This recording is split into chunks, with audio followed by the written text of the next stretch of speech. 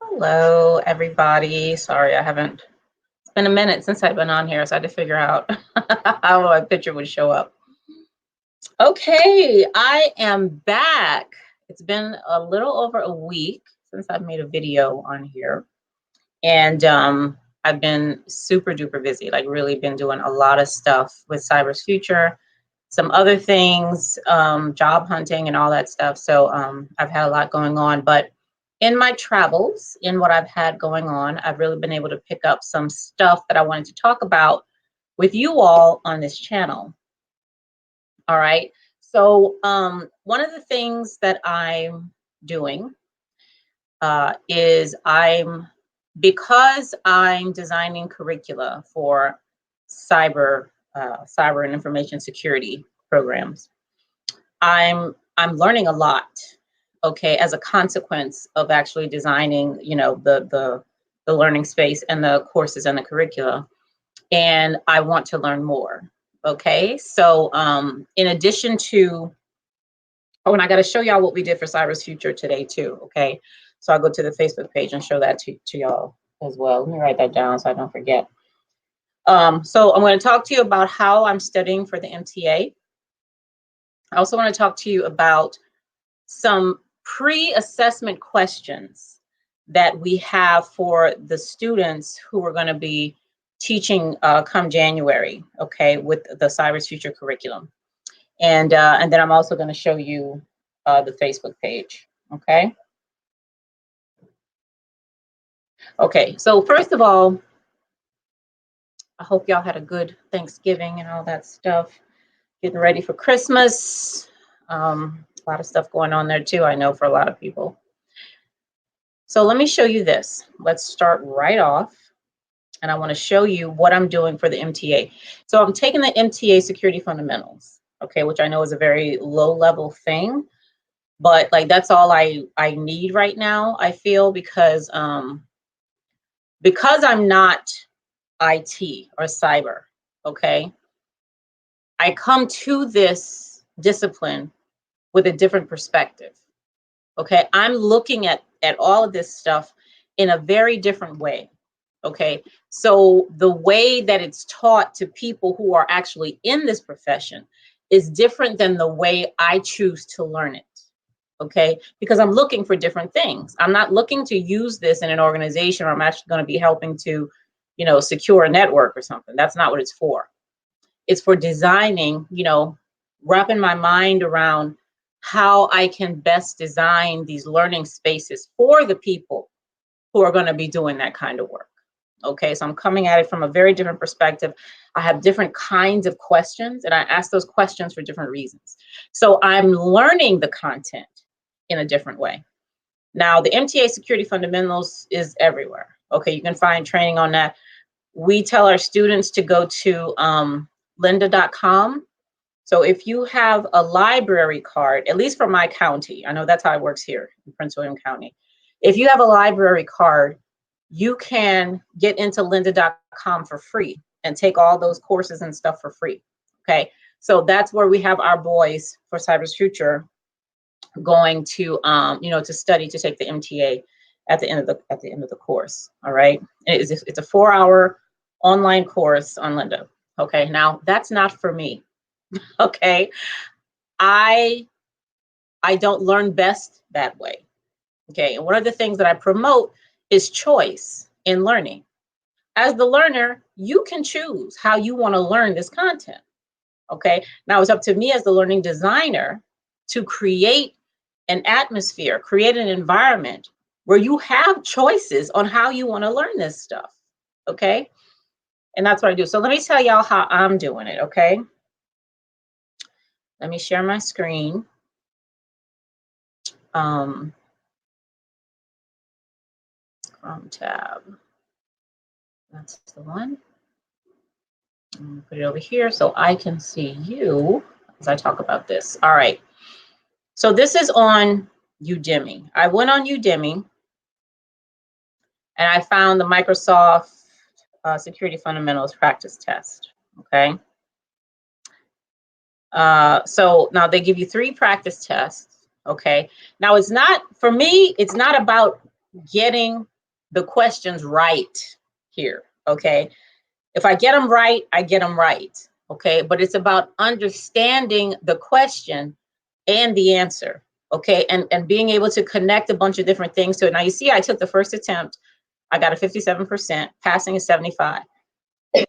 So I did not pass the first attempt, which is perfectly fine, okay? Because the point is not to pass or to fail, all right? So this is what I do. I take the test, the practice test, you know, read the questions, try to figure out what it's asking me, and based on what I already know, you know, answer according to that. And then I go over, so this is what I did yesterday after I took this practice test. I do it over here. For the ones that I did not get right, so I went over the ones that I got right, okay, and saw why I got those right, really understood why did you get this right? You know, what was right about your thinking here, your understanding, okay, that you were able to answer this correctly. So there's that, and then there's also the ones that I did not get right, the same question. Why didn't you get this right? You know, where is the misunderstanding, or where is the information you're missing that would have allowed you to be able to answer this question correctly? All right. So that's what I did with all of these that say incorrect. Okay. And it was me and the SME that I'm working with on this course. So he was here helping me to figure out what was going on. Now, I Googled a lot. Okay. I watched, even if it was like domain controller. Okay. Even if it's that. Okay. I would watch a YouTube video on what a domain controller is. Okay. Or go to Google and look that up. Or I'm also a part of a lot of groups on Facebook and Twitter related to cyber, you know, and getting them, okay, can you all explain to me simply what a domain controller is or something like that, you know, and using all of those resources to inform my understanding of not just the answer to this question, okay, but actually what this thing is, you know, and how it may even connect to some of the other stuff I'm talking about. There was a really good one yesterday that I did where the question had something to do with buffer overflow. Okay, and I did not get that one right. I'm not sure which question it was. Hold on, let me see if I can find it real quick. Is that it?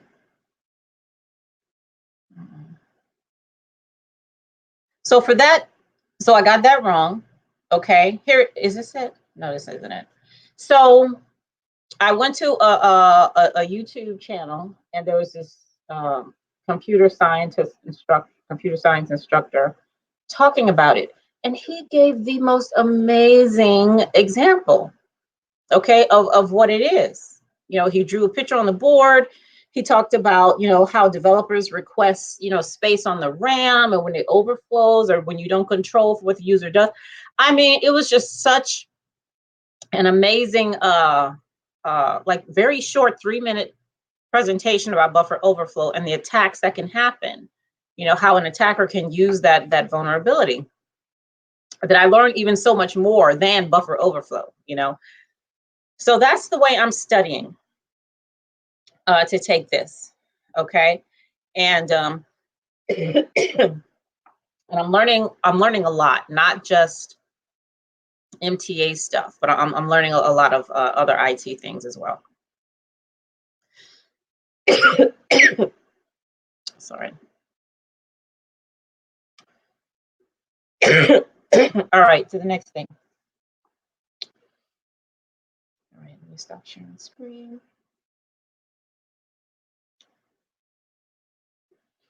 So, ooh, child, I need some water. So, all right, so let's talk about the questions. Now, I've already told y'all that we are going to be teaching some kids in January, starting January, 2 different places, okay? Possibly Stafford. I'm saying possibly because I don't know, there's a whole lot of stuff I'm not involved in that's going on with that. And then Philadelphia. okay, the Cyber Future curriculum. Now, these are pilots, all right? And the ultimate outcome for these pilots is for these kids to actually obtain a certification. Now, this is not just a certification class, okay, where you just teach into the test so you can get the answers right. That's not what we're doing here, okay? Just like what I just talked about with the way I'm studying. This is about the certification, yes, but it's also about the student coming out with confidence in what they're doing, as well as the skill to do it. Now, just because you pass the certification, you get the questions right, you get the right percentage, that don't mean you have either confidence or skill. That means you're really good at taking a test. You have a good memory, okay? That's the only correlation you can make there, all right? So, which means that we have to do other things in these workshops other than, make sure they can answer these questions correctly. Okay? So that's what we're doing. Now, to help ensure that they can pass the certification, the one thing we want to be sure they come to the class with is motivation. Okay? Not skill. That's not the main thing we're looking for. We're looking for motivation. Okay? Because between skill and motivation, the hardest one is motivation. Okay?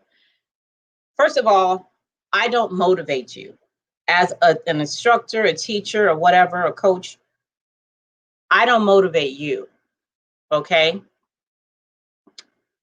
I can help you discover your own motivation. Okay?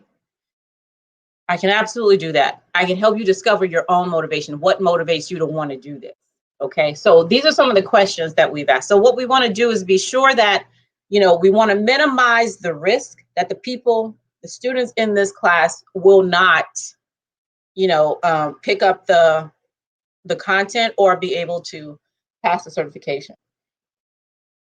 So these are some of the questions that we're asking as part of the application process, okay? Okay, let me share my screen again so y'all can see the questions. We're asking. All right. Can y'all see that? Let me see if I can make it a little bit bigger.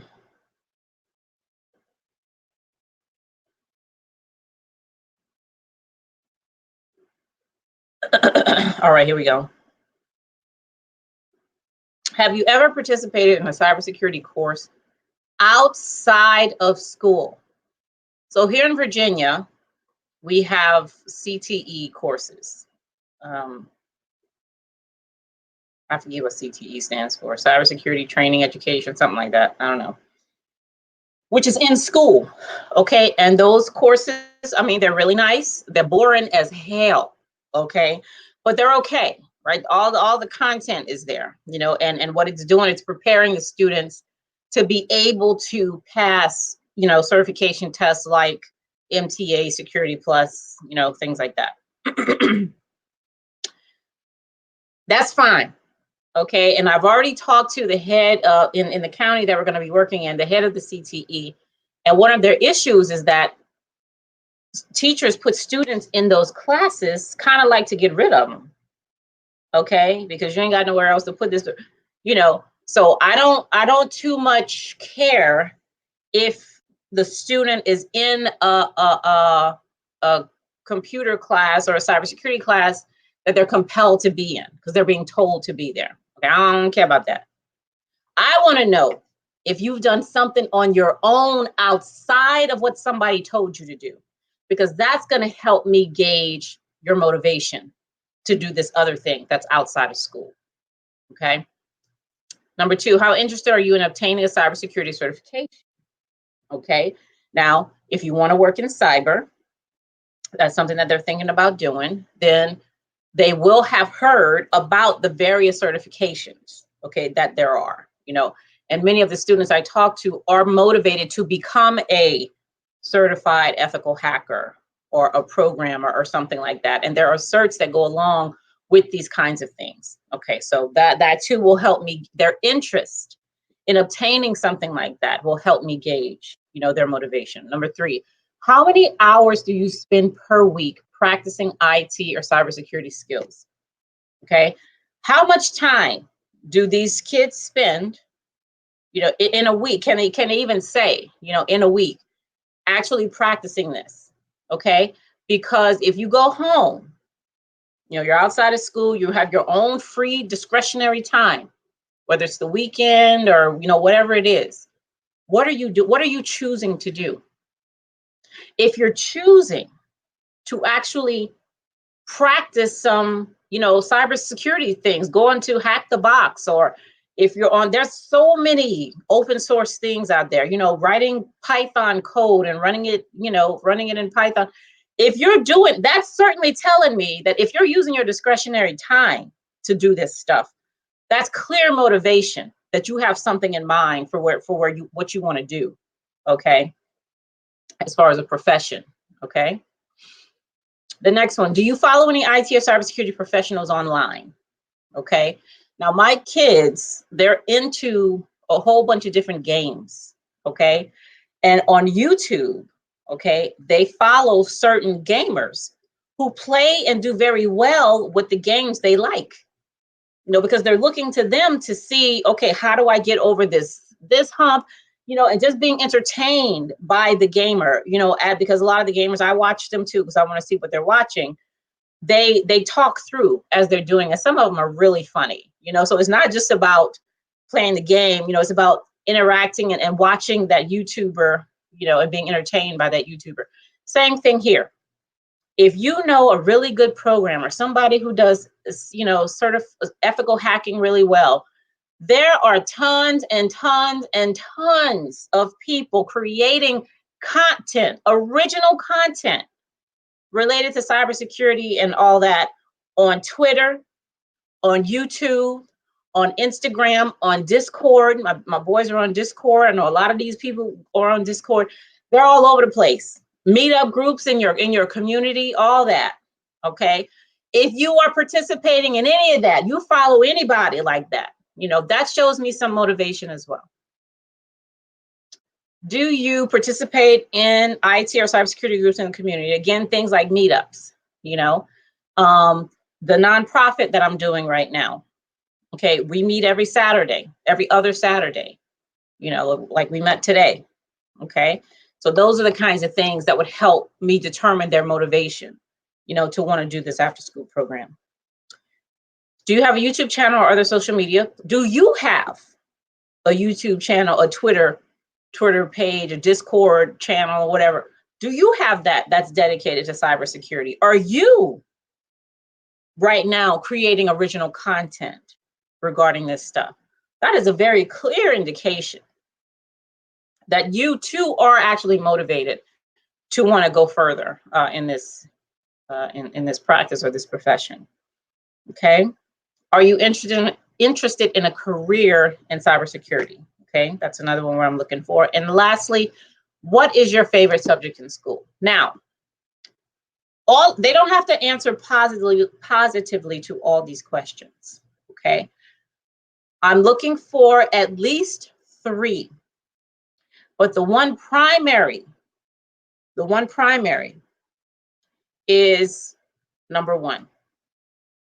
I'm sorry, number 1 and number 3.